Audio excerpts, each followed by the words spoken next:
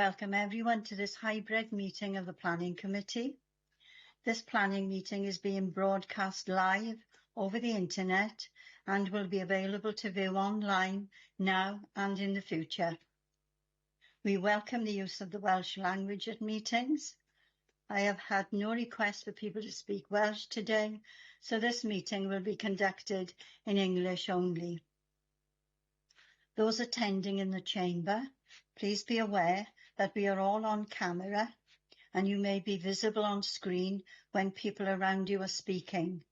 And please remember to speak clearly into your microphones. The committee members participating remotely, can you please refrain from using the chat function and instead use the raised hand icon to indicate when you want to speak. And please remember to keep your microphone muted when you are not talking.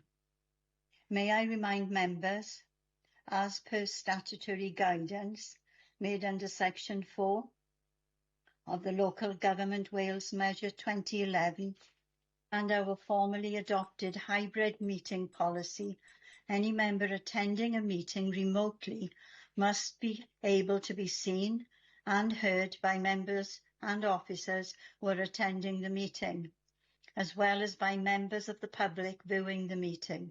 So can I ask that you all please use your cameras for the duration of the meeting? Thank you. Right, we'll move on to the agenda. Item 1, attendance and apologies. Rachel, do we have any apologies? None today, thank you. Thank you, Rachel. Agenda item 2, declarations of interest. Rachel, could you please ask members in alphabetical order to state whether they have any interest to declare? No problem. I'll start with Councillor Evans. Morning. None that I'm aware of, Rachel. Thank you. Thank you. Councillor Gordon. Nothing from me, thank you. Councillor Hawler. A personal non-prejudicial interest in item 4 as a member of Pontypool Community Council. Thank you. Councillor Gaynor James. Yeah, items 4 and 5, I believe, for Pontypool Community Council. Item 4 is actually on the agenda for planning next week of the Community Council. Okay, Councillor John James. Yeah, items 4 and 5 are on the agenda, and I'm chair of planning. Councillor Janet Jones. Only an observation that under item 5, the effects of the wind farm on Blenavon's World Heritage Site, I'm a member of the steering committee and I'm also World Heritage Champion. Okay, Councillor Mark Jones. None as I'm aware. Councillor Parish. Nothing that I'm aware of, thank you. Councillor Slade. No interest from me. And I think Councillor Best has joined. Councillor Best? No interest, yeah, cheers. Thank you, that's all. Thank you, Rachel. Right, we'll go on to agenda item 3, minutes of the Planning Committee from the 14th of December 2023. Members, could you possibly state whether you have anything to raise in relation to the minutes? If not, I will take them as approved. Can't see any hands going up, so we'll take them as approved. Thank you. Right, agenda item 4, planning application 23/0388/FUL, and it's for nature-based solution to treat combined storm overflow discharges, including the provision of a primary aerated reed bed, secondary wetlands and associated infrastructure at site to the west of Avon Close, Pontevelin, New Inn. Can I ask Mr. Simon Pritchard, planner, to present the report, please? Yes, thank you, Chair. I'll just share my PowerPoint.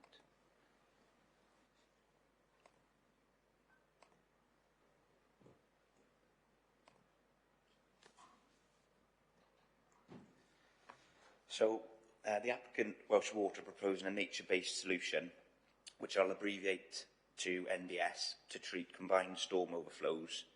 Again, I'll abbreviate that to CSO. This includes an aerated reed bed and two wetland areas, secondarily known as the secondary wetlands and reed beds. So if we look at the site has existed as a grassed area. To the east of the site, you can see Avon Close. To the west of the site is the Avon Floyd. And then to the north, you've got the existing plain fields, New Inn. And then there's a small tributary to the south of the site. So moving on, this is the existing catchment of the existing CSO. So you've got up to Gulf Road up at the top there in the north. So the population there is approximately 3,154. You can see the proposed reed beds there in green. You've got the existing CSO there in red. So as part of the scheme, the existing CSO will be replaced by the proposed NBS, which we'll go on to talk about.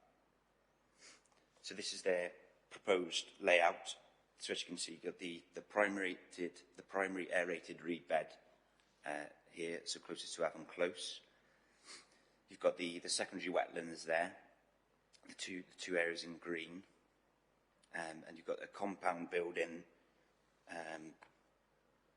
up in the white up here, which includes a maintenance chamber, a screening chamber, and blowers. So you've also included footpaths through the site, and then there's trees and various planting around the reed beds, and native hedgerow to the boundaries of the site as well. There's also benches and various other street art, and an outdoor classroom and some play equipment there as well. As you also can see the maintenance track then from Pontefellin Lane. So you're adjacent to the Pear Tree Cottage there to the south. And the maintenance track comes in up to the compound for maintenance of the equipment.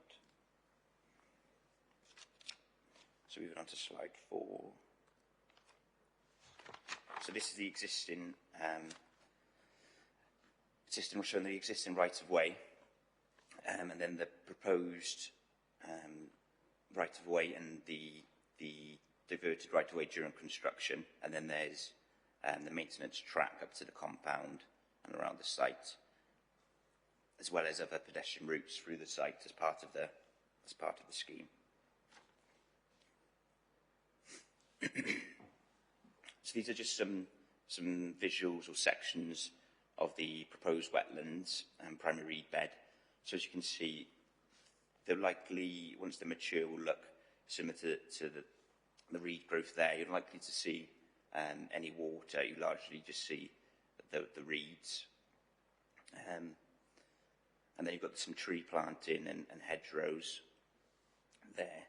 The main visual impact will likely be from the compound. Again, this is screened by hedgerow and trees, and then with the green fencing and green buildings. So you see the kiosk and the blowers buildings.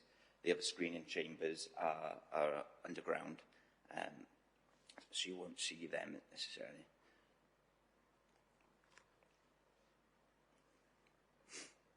So this plan shows the existing CSO. So it's below ground, so you wouldn't see it when visiting the site. So the catchment previously shown, during periods of storm weather and storm discharges, the water then goes through the existing CSO and directly discharges then into the Avon Floyd. And during dry conditions, it goes on to Pontier waste treatment works.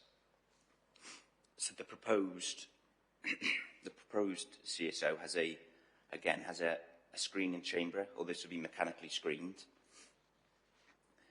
Again, this is just during periods of high water, so it won't be during dry conditions. During dry conditions, again, it will continue to go on to Pontier treatment work. So during wet conditions, it goes through the CSO screen chamber, whereby it'll be screened and the water then flow onto the flow split chamber. Again, it's screened here, and before then it flows onto the primary-rated reed bed, or spills over into primary-rated reed bed, which goes on then to the secondary wetlands, which again further cleans the water before then it will then be discharged into the Avon Floyd. So as you can see, there's various weirs, 4 weirs throughout the site. So that's just controlling the water table to keep the reed beds and the wetland basins from drying out through periods of dry weather. So these diagrammatics are quite helpful in explaining how the chambers work before it discharges into the Avon Floyd. So if you think of a large pipe that enters the screening chambers during high periods of high rainfall, it comes in through here, it's then mechanically screened, and all the screenings are returned to the waste treatment works in Pontier. And then you've got the spills. As it fills up, it then goes over this weir and spills over into the NBS, so that primary aerated reed bed, before going on to the secondary wetlands. So after it goes through the first spill, it then goes into the split weir, so the ground flow split weir. And again, you've got the larger pipe as it comes in, and the smaller pipe it goes out. So again, when it exceeds 200 litres a second, it then bypasses and goes back, and then bypasses and then blends back in further downstream. Further down it then blends further back before discharging into the Avon Floyd. So that's when it exceeds 200 litres a second. So once it's gone through the flow split chamber, it then goes into the primary aerated reed bed, and then into the secondary wetlands before it discharges. So again, these hydraulic plans are quite helpful to show what happens during the dry weather. So in dry weather, there'll be no change. It still goes on to the Pontier treatment works. But what the weirs do is they keep the reed beds from drying out and help prevent any sort of smells and things. So in storm events, which is what the CSO is largely used for, it goes through its initial screening chamber, and all the screening then goes on to Pontier, then it goes through the flow split chamber, and then it goes into your primary aerated reed beds, before then flowing into your first wetlands and then your second wetlands, before it then goes in, discharges into the Avon Floyd.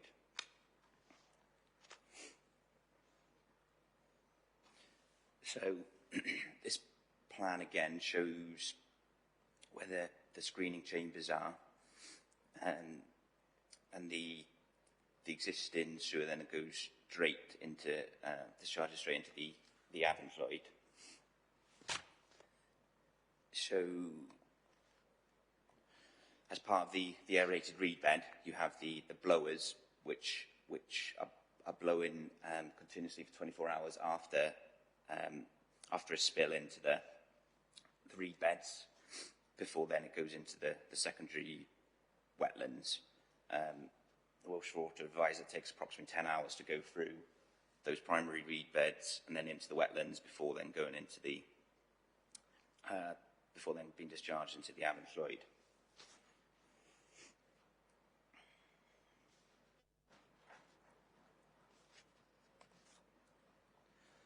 Yeah, so some of the differences is there's no existing screen or mechanical screen on the existing combined storm overflow.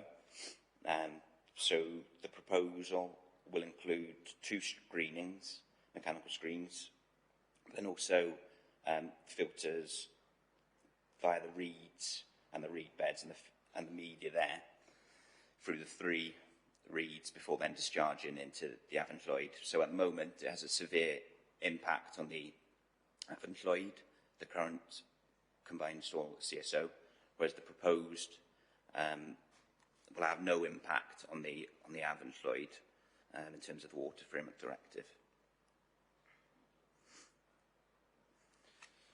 So these are a few photos,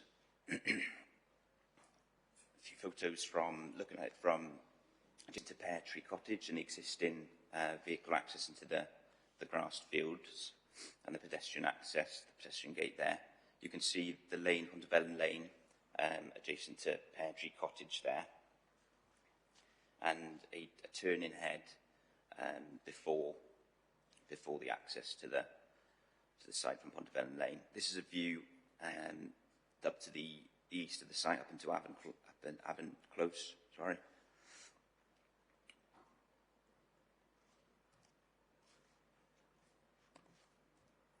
And then you have further photos then from looking from Avon Close down the site, and then there's another site photo from again looking up towards Avon Close.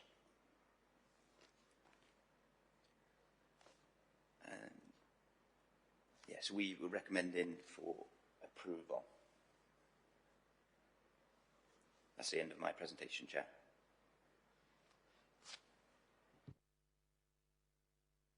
Thank you, Simon. I can't see any hands up yet for questions. Are there any hands or people wanting to speak in the chamber, Niall? No hands up in the chamber, Chair. Right, I can see I've got 3 hands up now. Right, the first one is Councillor Stewart. Ashley Stewart, would you like to ask your questions?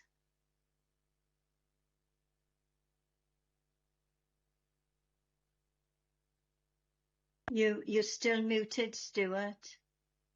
Sorry, I'm getting my head round this. What we've got is from what I can see, is a reed bed treatment plant. Which I understand this latest version of doing this. Where is the feed into this coming from? I'm trying to get my head around the feed. You know, what is it treating? Where is it coming from? Is it New Inn or is it flood risk? Sorry, I'll just get my my presentation up again, and I can go through. There's no descriptor on here saying where. You know, the other question I want to ask you: if the Avon Clwyd floods, because it's on a floodplain, will this reed bed get flooded? That's just a simple question. I don't know the simple answer. Is it above the floodplain? So I'll just go through your first question, Councillor. Yeah. So it's coming from this catchment in New Inn. So it's all it's combined storm. So it's all surface water, drainage water, foul water, all mixed together. So a heavily diluted foul water with storm water, which then flows through. If I get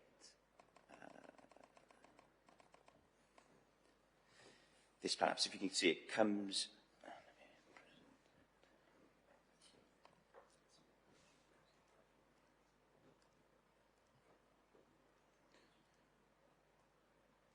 So it comes in to the east of the site.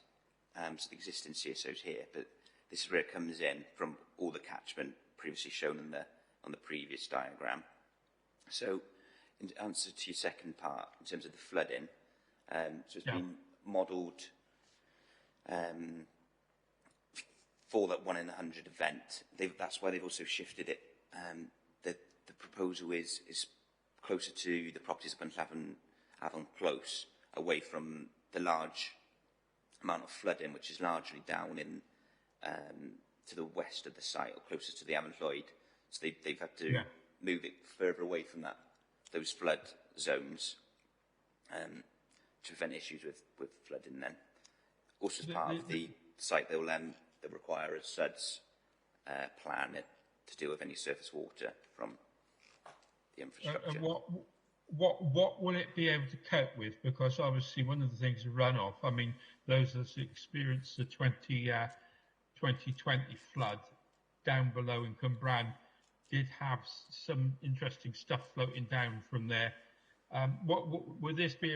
Is this just taking normal runoff? Because obviously, when you get road runoff, you get things like oil in there. Will this reed bed be able to take small amounts of that and detergent? In answer to your question, I'm not entirely sure, but I presume all the water that comes through down the storm overflows, all that water will then be treated in the aerated reed beds by the reeds and the filter, and then the secondary wetlands again before it then flow into the Avon Lloyd. They're also doing sampling before it discharges into the Avon Lloyd, and they also require a permit from NRW as well as part of the discharge into the Avon Lloyd to be monitoring samples coming through the wetlands. This is very much to be supported, to be quite honest. It's a brilliantly simple idea, and I like the idea. I haven't seen McCumphlith ones and elsewhere, but no. So what, at the moment, this is going straight into the Pontier system, is it? No, currently. So during periods of dry weather, it goes direct onto the Pontier waste treatment plants. Like you said, that's correct. But during periods of high rainfall, it's going through an existing sort of combined sewer overflow, which then discharges directly into the Avon Lloyd. So that's so it's having a severe impact on the water quality of the Avon Lloyd currently. So as part of this proposal,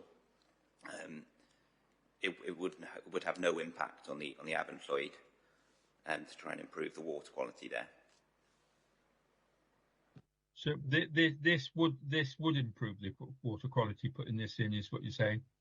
It would have no impact. So it would be a significant improvement from the existing, where there's a severe impact. But this would. I get what. Thank you very much. That's a really good answer. Thank you.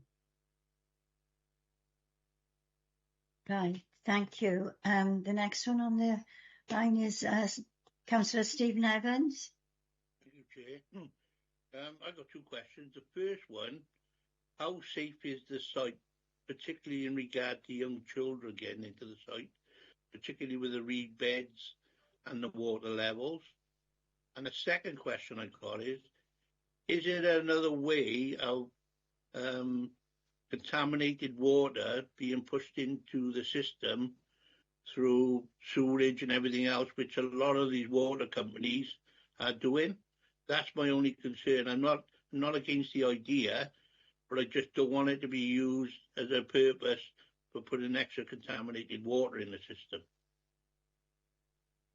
Simon, can you answer that, please? Yeah, so I'll answer your first question first. There's the primary aerated reed bed and the first secondary wetland area are surrounded by a 1.2 metre post and wire fence. To prevent people from going into the water there, although it's expected that it will be a small amount of water.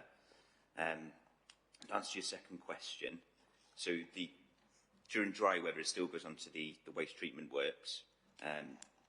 It's only during high periods of rainfall where the spill will then be mechanically screened and then spill over into the flow chamber. Again, it's screened there, and all the screenings are then still pumped onto Pontier treatment plants, and the water then goes spills then on to the primary aerated reed bed where it's treated there, and then spills over into the secondary wetlands where again they're treated before then being discharged into the Avon Lloyd. So there's a few treatments going on there, but also as part of the permit from NRW and their own sampling, they're sampling that water before it's discharged into the Avon Lloyd.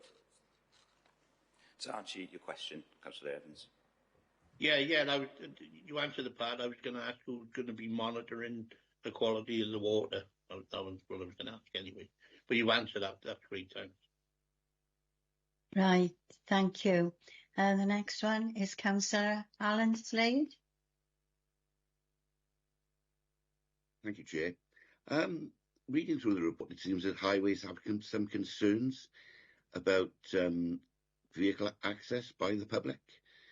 Now, clearly the site it's going to be attractive. I mean, they put in sort of informal play areas, some sculptures and seating area. And yet, you know, within the discussion, if you like, the concerns of the highways has been almost summarily dismissed. How close is the nearest bus stop to the site? Simon, can you I'll come answer back in there. please? Thank you. In terms of highways, the site's gated for vehicular access. There's no vehicular access into the site, so that's existing. They're also proposing signage that you can't gain vehicular access to the site. Part of the reason why they didn't want to provide additional parking onto the site or to have vehicles accessing the site was concerns from residents regarding antisocial behaviour and attracting additional vehicles and antisocial behaviour onto the site. So there is parking provided on the site for educational visits, which are controlled by Welsh Water via the gated system, and they expect that to be sort of 5 times a year. They also require maintenance of the screening chambers. So again, they'll be visiting the site non-regularly to do their maintenance work. So again, that's the reason behind the maintenance track. They are proposing some cycle stands, so to encourage active travel, whilst they don't want to encourage additional car movements to the site. They're also not proposing to improve the turning head at the end of the site again, because they don't want to encourage additional vehicular movements to the site. To answer your question, Councillor Slade? Not really. Because highways seem to think that this will generate people wanting to go and see it, and you know, I agree with that point of view. To be honest, you know, it sounds a fascinating project, and I'm sure the public will go there by car. And I'm a little bit concerned that not enough consideration has been given to that, which is why I asked how close it was to a bus stop. That was the question I asked. Right. Can I bring Hugh Roberts in now, Alan, too? Yeah, sure, thanks. Answer your question. Thank you, Hugh. Yeah, thank you, Chair. Yeah, just a quick one. You will notice there's a proposed condition as well with the car park management proposal on that, which will give us further information in terms of how the site is operated. I walked down to the site, and there are bus stops on the new Inn Road at the top and within the residential site in that location, so it's easily walkable to a bus stop. I think from a highways point of view, we've considered it as planning officers and looked at the amount of vehicles that will be using the site from an operation point of view, and it's minimal traffic movements, and therefore we didn't think the proposals that highways were put forward in terms of passing bays within the access routes to them would meet the relevant circular test for conditions for reasonableness, preciseness and necessary. That land is also not owned by the applicant, so it couldn't be altered, and we're also concerned about the biodiversity impacts of providing passing bays in that lane, because either side is quite good biodiversity habitats. So yeah, so all those things together, yes, they did have some concerns, although didn't object to the application, but we carefully considered those the concerns and arrived at the recommendation that we have then with the additional conditions that we suggested, which will can control the movements to the sites, for example, for educational purposes. Thank you, Chair. Thank you, Hugh. Does that answer your question? Well, it does, but I just think that much as we would like to deter people from visiting by car, invariably this just stores up problems for the future where people will travel there by car, and I think it will put a strain on the sort of local roads. But right. Thank you. Okay, Alan. Councillor John Haller, do you like to ask your question now? It isn't really a question. I'd just like to say that I have some experience with reed beds in my previous work at the Ministry of Defence, so I know how effective they are on an industrial scale, and environmentally they're spot on. The nature they bring in, agreeing with Councillor Slade, they bring in a lot of nature such as warblers and that kind of thing, which will attract people to enjoy it. So I do agree with Councillor Slade on that point, but I do think they're very effective and I'm fully in support. Thank you. Thank you for that, John. Councillor Stuart Ashley, you've got a question again?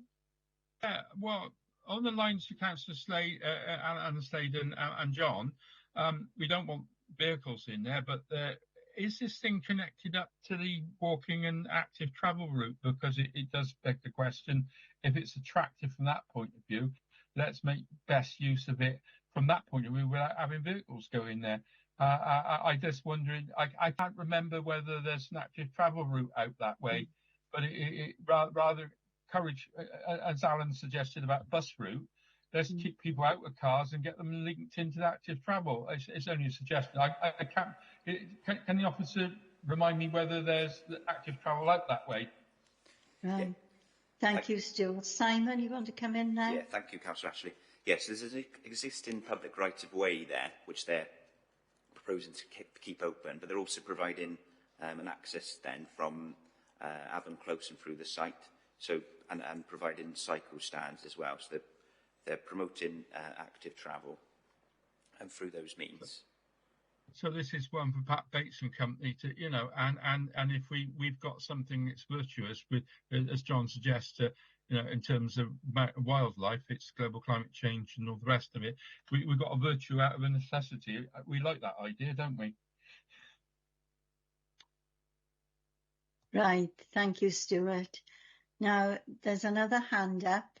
I believe it's in the chamber. So, Niall, could you tell me who it is?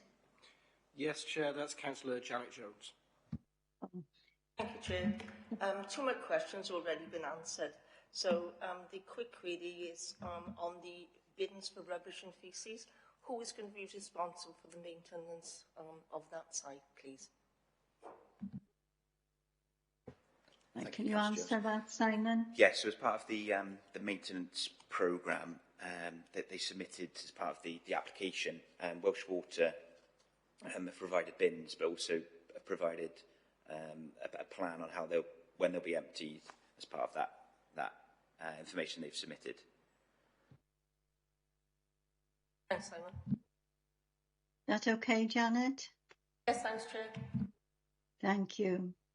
Right, there's another hand up. Yes, Chair, Councillor Gaynor James. Yeah. Gaynor, would you like to come in? Yes, thank you, Chair. I think this is an excellent application and I'd like to move it for approval. Right, thank you. Is there a seconder? I'll second. I'll second it, Chair. Right, it's been seconded. Right, I can't see any more hands up for questions, so we'll go into the vote. Niall, could you please ask members in alphabetical order to state whether they are for, against, or are abstaining? Yes, Chair. So if we start with Councillor Ashley. For. Councillor Best. For. Councillor Evans. For. Councillor Gordon. For. Councillor Haller. For. Councillor Gaynor James. For. Councillor John James. For. Councillor Jones. For. Councillor Mark Jones. For. Yourself, Chair. For. And Councillor Slade. For. That's unanimous, Chair. Yes, it's unanimous, so this application has been approved. Right, we'll move on to agenda item 5, planning application 23/P/0543/DNS, and it's to construct and operate a wind farm consisting of a maximum of 8 wind turbines, each with a 3-bladed rotor, with a diameter of up to 150 metres, a hub height of 122 metres, and a maximum height to blade tip of up to 180 metres at Mynydd, Llanhilleth, located southeast of Abertillery and east of Llanhilleth. So can I ask Mr. Justin Jones, Principal Planner, to present the report, please? Thank you, Chair. Good morning, Chair, and Happy New Year to you all. And to you, thank you.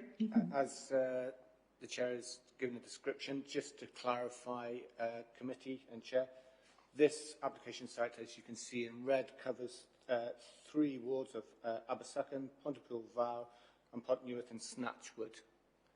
The principal access to the site for construction will be through Abersucken. We'll look at that in more detail now. So here's an aerial view of the site, which is highlighted with my circle. You'll notice some key areas of Dumpitis Nature Reserve, the mountain bike trails, the Blue Lagoon. So this is the siting of the 8 wind turbines. I think for committee to note is that these aren't fixed, they can vary. So the access road can vary up to 100 metres, and each one of these turbines can also vary up to 50 metres in any direction. You'll also note on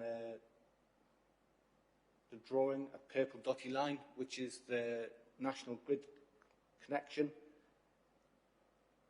That is the proposed compound, and that is the proposed switch room. I forgot to mention, Chair, at the very beginning, sorry, I apologise, is that this application has been reported to committee for information only, so committee aren't making a decision on this. This is for committee to note. Yeah.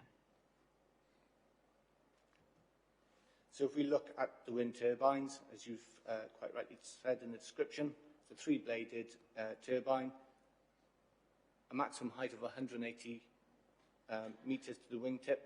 The hub is roughly about 115. But again, these are the maximum parameters. As you can see on the screen now is the box room, which controls the electricity, and that's where the point of the switch room and the connection to the grid will come in. If we look at the delivery routes, there's 2 key points to this. One is the abnormal loads, which is the turbine blades, and the route that will take, and then there's the other one that we'll look at is the construction access. I think at this point to note to committee is that this isn't definitive. It could change, and obviously that's what the draft conditions that have been suggested will look at. But what we do know is that the wind turbines will come to the Port of Swansea, and as you can see on the screen, the suggested route along the M4 gave 4051, 4042, Turnpike Road, A472. You can read that as well. The key point on this is that there's 26 pinch points, and what that means is that they've gone along the route and they've assessed that there's points where the long lorries can't navigate areas, so that would be typically roundabouts or where there's bends, and as a result of that, they'll either have to put mats over the roundabouts so that they can hump over them, and it will also mean that some street infrastructure will have to come out, so roundabouts and public art, and that will all be then reinstated. I think the point on this is that Highways colleagues have travelled the route that has been suggested, and they are comfortable that the route can be accommodated, and with those changes that have been suggested, Highways are comfortable that those blades can go up the suggested route. So this is the diagram, as you can see, of the the lorry that are likely to be used. It is rear driven, so it can move around. But as you can see, it is quite a large vehicle that needs to go around the roads. There is a standard protocol with these type of abnormal loads where the police may need to come and escort them. But again, those details will come forward once they've got a haulier on board. And the standard process protocol for that is that they have to give 5 days' notice to highways colleagues and to the police moving forward. But again, this is covered in the conditions that have been suggested. The second point of that is obviously the construction access routes. As you can see on the screen, there's a north and a south. They've been deliberately chosen because obviously it's linked to the quarries, which will do with the fill. So the route one is obviously to the north, and you can see the route that will take there. And obviously the second one then is to the south. The process for the building, as stated in the report, is 22 months. The peak movements, 2 ways, is around 77 movements, and that will typically happen within the first 2 months as they're starting to do the fill and excavations of the site. As part of the assessment that's been undertaken, they've looked at the roads that are most likely to have the biggest impact on it, and they're the E4246 at Tywyn, the A44043 Pont Newydd, and the A472 at Pontypool. So they've anticipated that in any one day, the likely movements 2 ways are 77. In terms of the turbines, which is the abnormal loads, it's anticipated to move all those turbines onto the site. There will be the need for approximately 160 two-way trips. It's anticipated that these will be done during the working days, so Monday to Friday, and they are looking to do that early in the morning or late at night. But again, that detail will come through when they've got the haulier on board, and that is subject to conditions as well. If we look at some of the visuals, as committee will be aware, I believe all members have been notified by PEDU of this by email, and I support members to have a look at it. And there are lots of these visuals in there, so we've chosen some of them. So as you can see on the screen, we've got the Blaenau Road one, and as you can see, this is what you'd see from the road. This is from the public footpath at Passagerd, and this is down by Mountain View House, which is, you can see on the drawing down here. So this is taken from up on top of, so this is the top road that links across from Forest Road over to Blaenau Road. And as you can see, you are able to get quite close to these wind turbines. And then obviously, you can see on photomontage 7 from the Abersacan that we are starting to see just the wingtips. Again, this footpath is going across the site, so this is going from southeast to northwest across one of the public footpaths.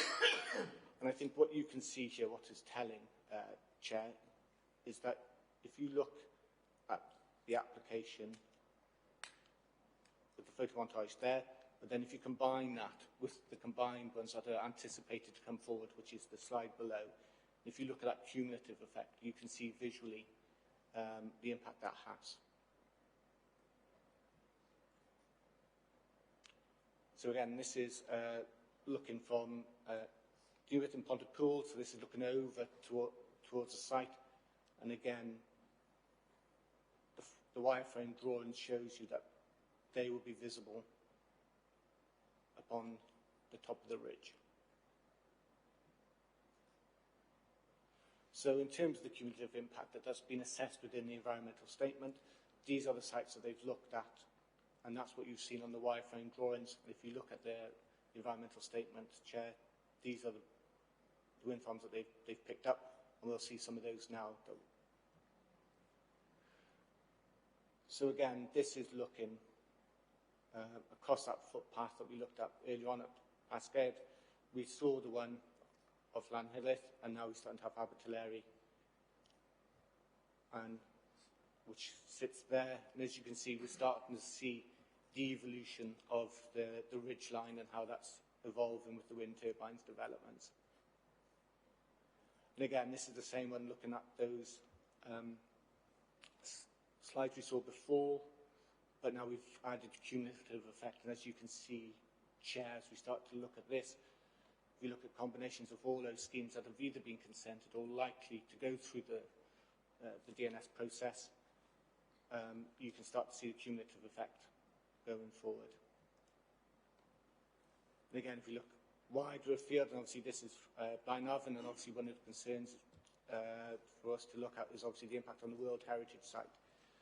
And as you've seen in the committee report, Chair, we are comfortable that given the separation distance and looking at the wireframes, that there is no detrimental impact on the World Heritage Site.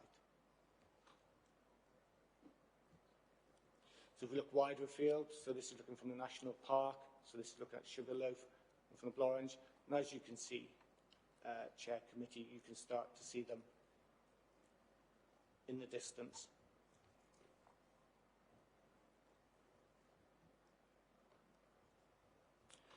So if we look at other impacts, so we've looked at the visual, we've looked at access through the roads, we look at noise and flicker. So this diagram shows you those noise-sensitive residential properties that are close to the sites.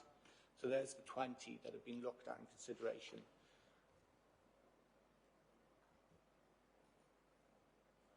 So as you've seen in the report, there are a number of them, and it's mainly around R5, which you can see is the closest to the site where there is concern about the noise and the background levels of how that will be exceeded.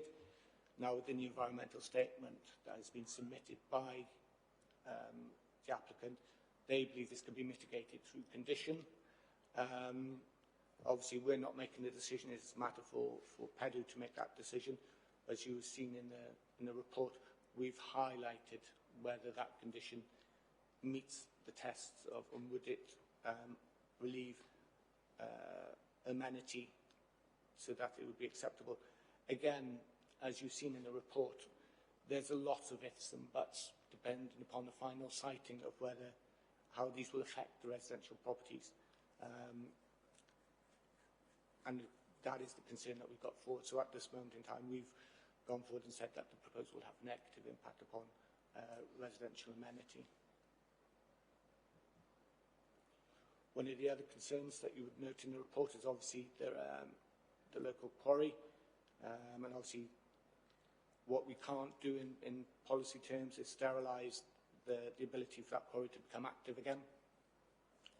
So obviously one of the key points about this is that you'll note this dotted line is the blast zone, so sensitive development can't go in there, but wind turbines aren't classed as sensitive development. So in terms of that principle, that's fine.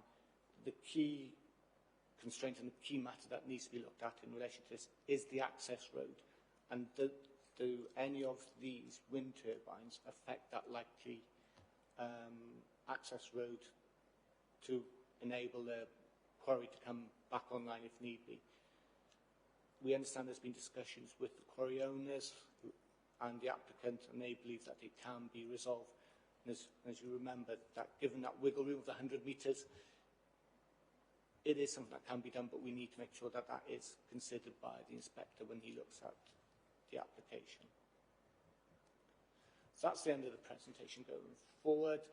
I think some of the other points that we need to just look at was ecology. That's been looked at in the report, and the ecologist has looked at the information submitted, the siting, and the high-level suggestions of mitigation, and is comfortable going forward that that could be achievable.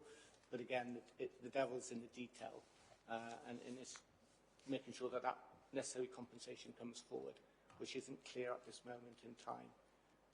So overall, as part of their local impact report, we don't make a view, we just have to say if something's positive, negative, And as you can see in the report that's before you today, Chair, we've come to a view on those key points of whether something is positive or negative. And then that's covered all the points going forward. Thank you, Chair. Thank you, Justin. That was quite something to hear. It's fascinating. But right, I got 3 people asking questions. First one is Councillor Steve Evans. Steve? Thank you, Chair. I got 2. Is these the very largest turbines? Because I am aware there's different sizes. And I don't know whether I missed in the report, what is the weight of each turbine? And the second part of that question leads on from that. What feasibility studies have been done about the land, particularly old mine workings, and probably storage of methane gas from underground in the mines? So is there any studies being done on that? Yep. Can you answer, Councillor Justin, please? Yep. Thank you, Councillor Evans. Yeah, as part of the submission, they've done a geotechnical assessment, and they've looked at land stability as well, and they believe that the site is suitable for it, and there's no inherent issues why those sightings can't be looked at. I think it's also worth noting, Chair, that as part of the consultation process, the Coal Authority have been consulted, and my understanding is that they have raised no objections to it. But as I said before, Chair, the critical point of this is once you come to the micro-siting, which is standard on wind farms, is that once they know the exact location, then they can do further investigations on the coal mines and the gas methane. But at this high-level stage and across the site, the evidence would suggest that there is no issues in principle to it in relation to gas or coal mines. Can you answer the question about the weight of them? Because it's quite a big unit. The short answer is no, I can't. But these are standard designs and structures, and they've looked at that, and as I said, they believe that the site can hold A, the number, and B, the weight of these things. Is that okay, Steve? I just got concerns, particularly with landslides and slippage. Yeah. Right. Thank you. Right, we'll move on to Councillor Stuart Ashley. Your question? Yeah, you raised the ecology. I've read what the ecologist has said here, and I think he's phrased it rather succinctly. The bit that sort of, in principle, this is acceptable to the local planning authority, needs to be considered the impact mitigation, which normally this level of detail would be submitted in front to some degree to allow any conditions to meet the objective of creating a resilient ecosystem. In addition, a number of assumptions have been made regarding protected species with and without knowing NRW's view. It cannot be concluded whether these assumptions are reasonable. Thus, it is concluded that a negative effect of the best case scenario is neutral. He also then talks about A and B trees. And about mitigation of a 3-to-1 replacement. Well, we've been up this bit of land before. It was quite a while back, the chair will remember this, when we went up there in the Land Rovers to look at the canyon. And it is a very special landscape up there, as a lot of residents and other councillors will remember. It's one of our bits of ancient woodland on the bottom end of the Aberdeeners Road, and some of the proposed, I'm not going to go into detail of that, but I remember the ecologist telling us that the woods are special, and also the mycology, etc. around that.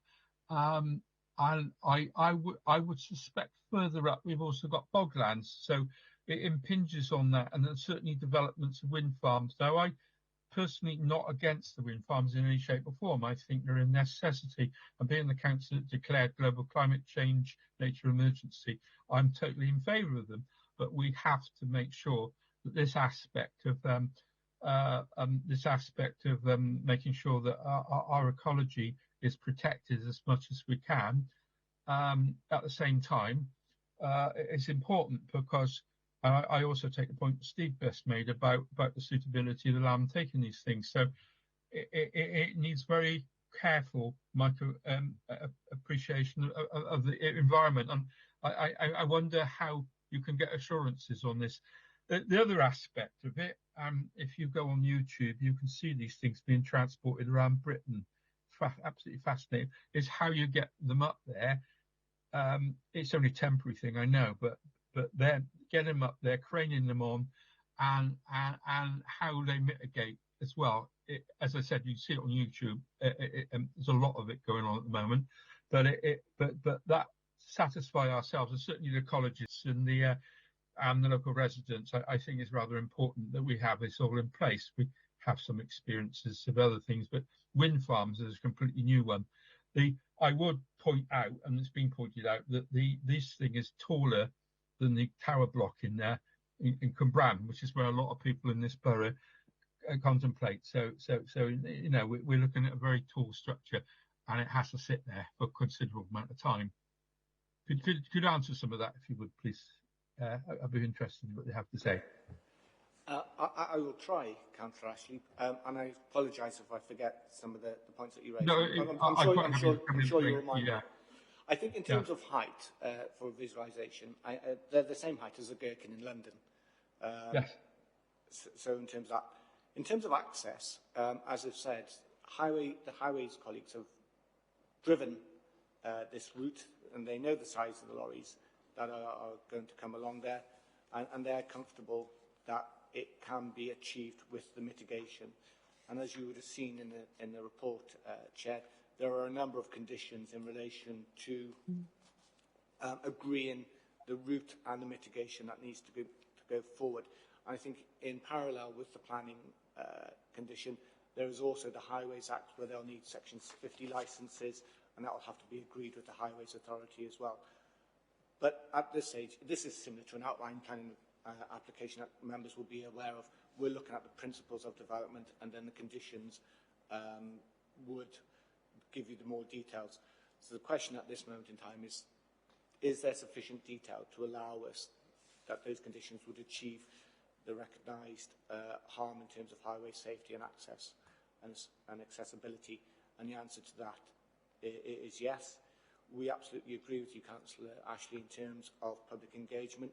And as you would see as part of the conditions, there is the need of public engagement and how that process will be done and what form that will take and the time period for it to be done. So it is covered in the conditions in relation to access.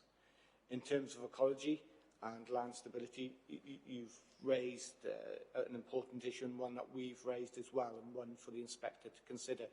One is that the environmental statement has taken account of all the baseline studies, and the ecologist is happy with that, and that methodology is correct. The key question is the mitigation coming forward.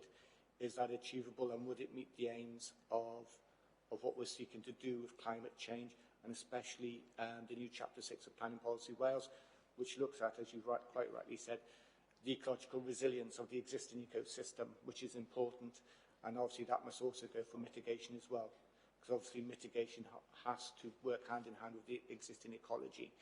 And the question is, does that do that? And in broad principles, the ecologist is happy that it does. And I think the other important point to note on this, Chair, is that this is a cross-boundary application. So we've been speaking with our colleagues in Blaenau Gwent as well in terms of the conditions and the impact on ecological assets across the two boroughs, because obviously, as Councillor Ashley will know, ecology isn't a pigeonhole thing, it is wider, and it does have wider ramifications. So the ecologist is comfortable that in broad principles that the ecology could be neutral based upon the details that come forward, and we believe those conditions can achieve that in the round. But as you've rightly said, Councillor, the devil's in the detail when that comes forward. Shall I just reply very briefly to that? That's a very full answer. And I note that the Blaenau Gwent, as we work in partnership, as a nature partnership with Blaenau Gwent, I obviously know that they noted that as well. So no, thank you very much for that. And full answer, I'm quite confident the officers are on the ball with this one, to be quite honest. As it's a noting session, not a planning session, I thank you very much for that full answer, and thank you. I'm confident that you are on the ball with that. Thank you. Say it again, shall I? Thank you. Right, we'll move to the next one is Councillor Alfie Best. Alfie? Yeah, thank you. It's just about the roads, the state of the roads and highways. In the report, it says that the condition would be worsened while it's in construction and then return to a stable level, or not much difference either way. It's just that the weight of these vehicles has an incredible effect on the roads, and can be quite damaging for anyone who's lived near or driven through an area where there's been recent logging. You'll know that the HGVs coming in and out will have a big effect on the road. And so in the construction, both with the actual turbine blades and things like that on the back of the lorries, and with other construction materials, 160 round trips will have quite a manageable, quite an effect on the road. Is there any agreement for the company installing these wind turbines to cover a cost of that? And also the access road up to the wind turbines, the farm road or the unnamed road over the mountain. Is there, it says on the website that they're going to be making improvements to that road. Is that included now in this, at this stage? Thank you. Justin, can you answer that, please? Thank you, Councillor Best. In terms of the road, there will be, and the condition highlights it, that there will be a survey of the road done before and during and then after. And obviously, if there is any deterioration of that road due to this, then obviously the applicant will pay for any upgrade of that. And I think regardless of the planning condition, there is the Highways Act, which also allows the Highways Authority to do that as well. So there's two means of doing that. And that is a standard process in terms of these movements of wind turbines. As you said, they are heavy loads. And there are quite a few trips going back and forth. So yeah, the condition does look at the need for surveying of the roads before, during and after. So yeah, it can be done. In terms of, I think the other point was going from Upsucken up to Forest Road, wasn't it? You will know, Chair, that the Forest Road in the British is owned by Torvine Council. I think at this moment in time there is no permission in place between the council and the developer for access over that road, and there are still discussions going forward on that. But in terms of the vehicles that go in from the adopted highway up Forest Road and onto the site, you will see within the environmental statement that they have done swept path analysis, and they have gone along that road as highways colleagues, and they are comfortable that the access to that site can be achieved, but there will need to be some mitigation in terms of some removal of trees and hedgerows, and obviously how, and then that being mitigated coming back forward. And again, there are conditions about that mitigation and how that should come forward. Thank you, Chair. This is very useful, thank you. Just to add one point about the height. If anyone's familiar with Haverfordwest or Wenvo radio towers, they're significantly higher than these wind turbines. Just for a local frame of reference. Right. Thank you for that, Alfie. Right, we move on to Councillor Alan Slade. Alan? Yeah, I mean, Councillor Best actually stole my thunder a little bit, but I've had experience of developments such as this on the highways, and these movements of abnormal vehicles have a devastating effect on the condition of the roads, particularly simply because they're not designed to carry that sort of load in the first place. These are old county roads, and I would almost insist that the condition survey is done and agreed before, during, and after, which I think is a consideration. So basically, that's all I had to say. Thank you, Alan. Do you want anyone to comment on it, or we accept your No, comment? I think it was covered in the answer to Councillor Best. Yeah. Thank you. Councillor John Haller, you are next. This is more of an observation, really. It would have, I dare say it comes down to financial implications. It would have sat more comfortably with me if it had been single column vortex type wind turbines for two reasons. Firstly, there's less of an impact on the horizon, and secondly, there's less of an impact on the wildlife. I know for a fact that the three-bladed turbines have a devastating effect on the larger birds, such as the raptors, and you wouldn't have had that with a vortex type. But of course, that's a financial decision, I dare say. Thank you. Thank you for that, John. I think it's Councillor Mark Jones next. Would you like to come in? Yeah, just a couple of observations as well. Steve, the 600 feet high turbines, they weigh in between 170 and 210. The answer to the question, how heavy they are.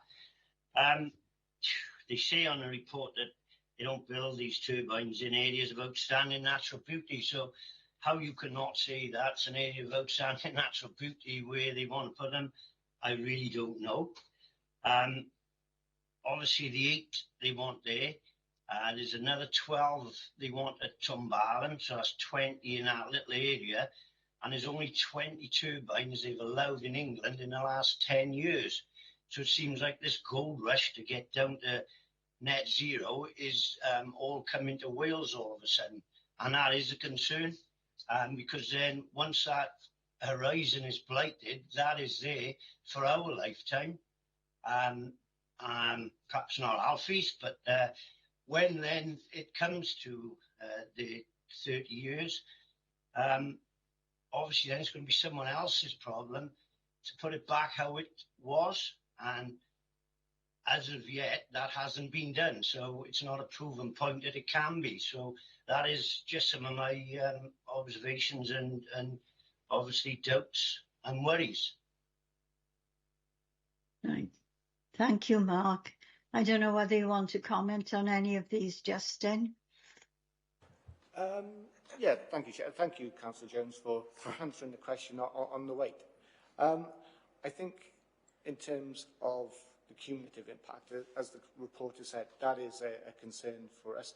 I think if you looked at the application on its own, it would sit comfortably, we think, within the site, whilst accepting and recognising that there will be a change to that ridgeline. It is that cumulative effect and how this application will be seen in the context of all those other ones is a key point that Councillor Jones has made, and it's one that we've recognised. But as you said, it is for the inspector to balance up that visual impact and the need for net zero and climate change moving forward. Is that in terms of heritage and ecological assessments, they have been considered within the environmental statement and considered by the conservation officer and the heritage team, and they're comfortable with that and ecology going forward. Thank you, Chair. Thank you. Councillor Stuart Ashley, you want to come in again? I saw your comments on cumulative effect. Obviously, it's Mynydd Men, not the Tumbarton they're doing that, Mark.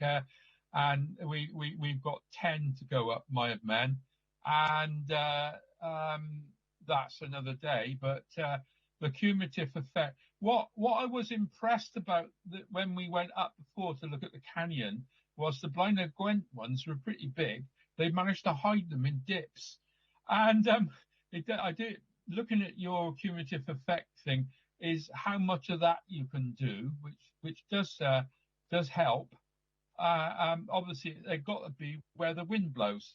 If you go on the train to Scotland, which I did last year for my mother's funeral in Arran, they've got an enormous number in Scotland on the railway line up past the Lune Valley, and they hide them behind mountains and all sorts of things in Scotland. They've got a lot of experience of that. This is onshore wind, and obviously we've just got these big ridges all the way down the South Wales escarpment, which is what we're doing now. We've been lucky so far, and essentially what we've got is offshore wind turbines ending up onshore. And I think it's inevitable we're going to have this, but how we hide them up there at the same time getting the wind across them, which is the problem, and it's a good place to put them, and not show up to our South Wales towns at the same time, because there are some people that don't like them very much. I think they're amazing, but there are very big structures. There's no doubt about that. And shoving them up the top of the mountains where people can't see them unless they're up the mountains is going to be the problem.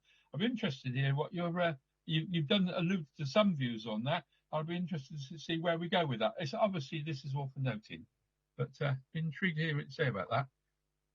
Right, thank you. Justin, do you want to answer Stuart's his thoughts on this? Yeah, I think, and the same with Councillor Jones, different parts of the United Kingdom have different policies, and obviously it's responding to that, isn't it? Wales has a declared climate emergency and nature emergency, and obviously that's what Planning Policy Wales and Future Wales is looking at. I think one of the points I would like to raise with members, Chair, is that you've all made really good points, and it would be good if you are able to put these to PEDU to consider. The closing date, as members will be aware, is the 17th. And I think they're all very good points that the Inspector would need to consider. So I'd be grateful if members would write or email to the Inspectorate on that point. But yeah, they are tall structures, but as you've mentioned, the siting of these and the design of these have been done so to capture the most economic variables of getting the wind to generate the electricity. As you said, in terms of context of this, as the committee will be aware, these are 180 metres to tip. Abertillery is looking at 200 to tip, and obviously some of the ones in Blaenau Gwent are 180 as well that have been considered. So the cumulative impact is the key point, but I think for us it's not just the visual, it's obviously how we get that ecological balance right going forward when these things, if they are approved, and making sure we get that ecological resilience as well as the climate change agenda going forward is the key point for us as the local planning authority. Right, thank you, Justin, for that. I'm sure the members who feel strongly will write themselves, or we could get together and discuss it. And yes, it has been a very good discussion. Right, there's another hand up. Councillor Mark Jones, you want to come back in? Yeah, on that point, I think they've extended the deadline to the 25th of January now to get your queries in. I think I read somewhere on one point. And the other one, what I'm concerned is the community benefits. Pennant Walter's very vague on it.